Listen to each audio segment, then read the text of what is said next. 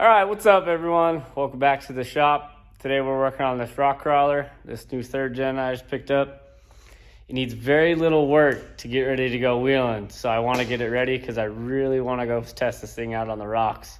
So what we're doing today is it needs lockers. So it has an ARB in the front locker, and it's got a Toyota factory E-locker. So what we got to do is get the gray wire mod done on the rear, and then we got to mount a compressor in the front. It has a Dana 44 with an ARB. This dude literally just got done building this thing. It doesn't even have a compressor. I don't even know if this ARB holds air or anything. So let's dive right in, get to it. So if you don't know, with these E-lockers, the computer that controls the 4-wheel drive, I'll pull it out and show you when we do it. Basically, the transfer case has to be in 4 low in order to engage the E-locker. Well, this has a totally different transfer case in it, everything like that. So the gray wire mod lets you put it in, or engage the locker in 2-wheel drive anytime you want. So we need to trick the harness into letting us engage that rear E-locker there. And up here, you can see, I just hit my head. Right here is the fitting for the air locker. It's kind of messed up, but you just plug a hose in there, and then we're gonna mount our compressor. So I just bought this. I've got the pressure switch and the solenoid mounted on there already. And what we're gonna do, let me grab this, is on my other 4Runner, that one's also got an ARB. I mounted it just right here in this area, just mounted it to the fender. I built a little bracket. Well, obviously you can tell there is a coilover coming into the engine bay right here, and it's got this perfectly flat spot right here. So we're gonna definitely utilize that, and we're gonna set this compressor in here because it's nice and low. Hood will still close. It's a good place to weld something on, good stability. So I've got a couple ideas, so I'll show you guys that. All right, so the ARB comes with this plate to mount it. So what we're gonna do is I've taken these 2 little pieces of angle iron. We're gonna throw a nice little weld on each end, and we're gonna set this in here. Try not to move these pieces. We're just gonna set this in here. Yeah, it's obviously not gonna stay, but we're just gonna set it on the inside of these pieces and weld it, and then we're just gonna mount our compressor to that, and I think that will be plenty strong to hold that. And you can still access the bolts to get the coilover out of there. So let's get to it. So I've got my brackets how I want them. I notched them so I could get the bolts out here. This is gonna sit on top of that like that. We're just gonna weld it. I don't know how well it's gonna weld to that zinc plated metal, but we're gonna send it anyway. Basically like that. Then this bracket right here bolts to that, and then it bolts to the compressor. So I went to start welding, and the battery in my helmet is dead, so I gotta get in the Dodge and go get a battery.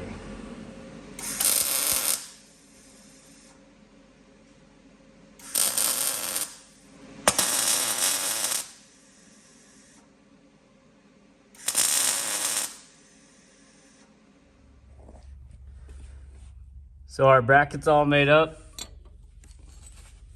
I threw some paint on it so it doesn't rust. It's just gonna sit in there just like so. We'll make sure it's nice and straight. And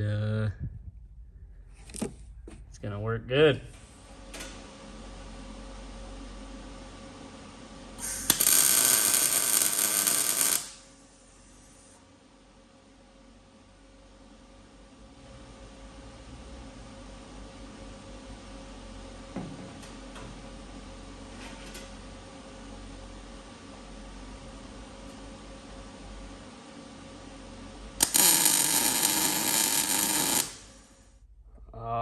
Okay.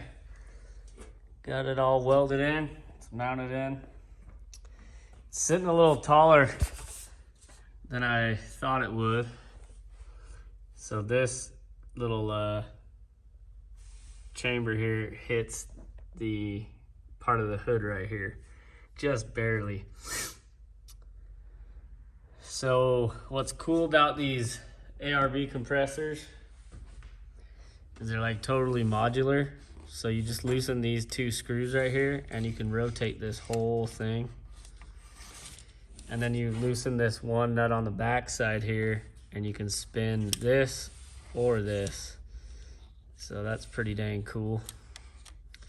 So what I think I'm gonna do is run it all the way down with that pressure switch kind of where it needs to be. Let's see, I want to rotate this tube. Kind of something like that. Something like that, and then it'll be nice and flat. And it won't hit the hood. So, just gonna tighten all that up, and then I'm gonna start running some wires. All right, we've got all the wiring ran, hooked to the battery, through the firewall. And I'm just testing it out, so. Just got ignition power from the fuse panel there.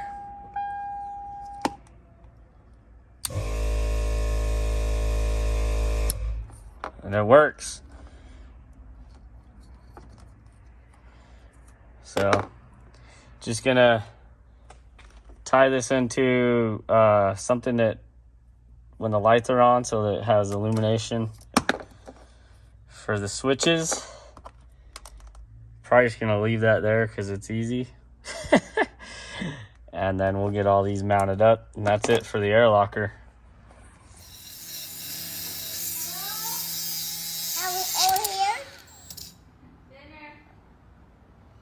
What are we doing?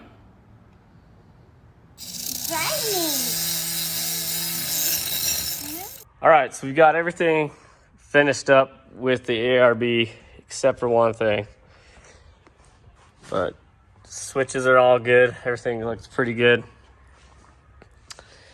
So what happened is I go to hook up the air line into the front diff. Well, this fitting is different and it's all jacked up. I tried to unscrew it out of the diff, but it's hooked into the air line or whatever's inside the diff, so I'd literally have to tear the whole thing apart just to replace that. So I'm gonna figure that out in a minute. But for now, we're gonna do what's called the gray wire mod. So you're basically tricking the four-wheel drive computer into thinking that it's in 4 low. And how you do that is you take off this kick panel on the driver's side. Let me get some better lighting in here. And you have this black box right here. It's got this plug in it. What you're gonna do is you're gonna ground out this blue and red wire. You just cut it, ground it. That tricks the computer into thinking it's in 4 low. And then your switch will work under 5 miles an hour. There is another safety in there. You can ground that out as well, but I'm not gonna do that because you should be at a stop anyway when you engage that. So we're just gonna go ahead and cut that. I'm gonna test it right here with the ground, make sure it works, because I really have no idea if any of these lockers work on this thing. I bought it not knowing. He said it should work, so we'll see. Okay, so we're in my black 4Runner right now. You can see me, hello. So basically the locker, the E-locker on this is not working. I click the button on the dash and it just flashes like it's trying to engage the locker, but I don't hear the actuator turn on or nothing. So I have like no power going to the locker, and I've checked that with the test light. So what I'm doing now is I've pulled the module the computer out of that white 4Runner and plugged it into the black 4Runner. And I'm just basically checking to see if this is working or not. This has the same things done to it. It's grounded, the gray wire mod, whatever you want to call it. So got the key in the ignition. We're gonna engage the locker. I know this works, so let's see what it does.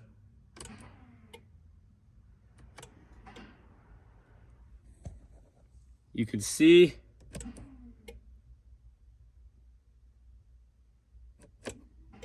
and I can hear it. I don't know if you can hear that or not.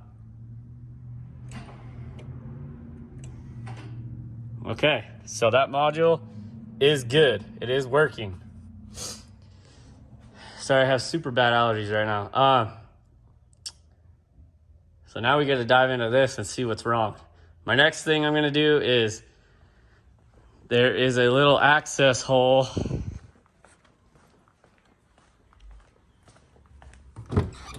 underneath here for your fuel filter or pump. I'm gonna see if there's a connection from this little sub harness right here that plugs into the diff. See if there's like something unplugged in here. And I'm gonna check all the fuses and the relays and make sure everything's good. All right, so where I'm at now is I'm pretty sure the wiring has got to be fine. So I called a buddy of mine. He told me to pull the actuator out, make sure that the gear inside the diff was in the right spot. If it's toward the driver's side, it's unlocked. If it's toward the passenger, it's locked. And he was maybe thinking that the ECU thought that it was already locked, so it's not sending power to the motor. Well, it's actually unlocked, so I think this is bad. And I hate to do this, but I'm gonna pull the actuator out of this one and test it on here. I took this one and plugged it in to this one and I got no power. It didn't actuate or anything. So I'm gonna pull it out of this 4Runner, and if it actually works, then I'm gonna just have to buy a new one of those. So that's where I'm at. Just trying to get all the plugs undone on this thing, and we're gonna pull that out. It's pretty simple. It's 3 bolts and then it slides out. All right, guys, figured it out. Wiring in the truck is perfectly fine. So check this out.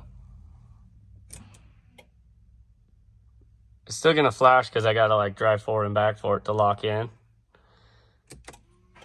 But you can actually hear it actuating now. Ready?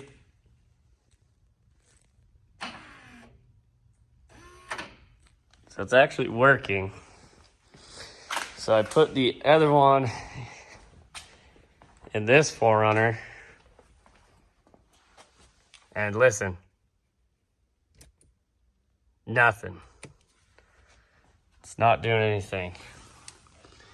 So that actuator is bad. I don't know why I didn't just do that in the beginning, but I don't know. You just never know. I'm still learning all this stuff. So, got to find a new actuator, and then we're going to run with the new actuator, because I'm not taking that one out of my black 4Runner because that's just silly, because I know that one's good.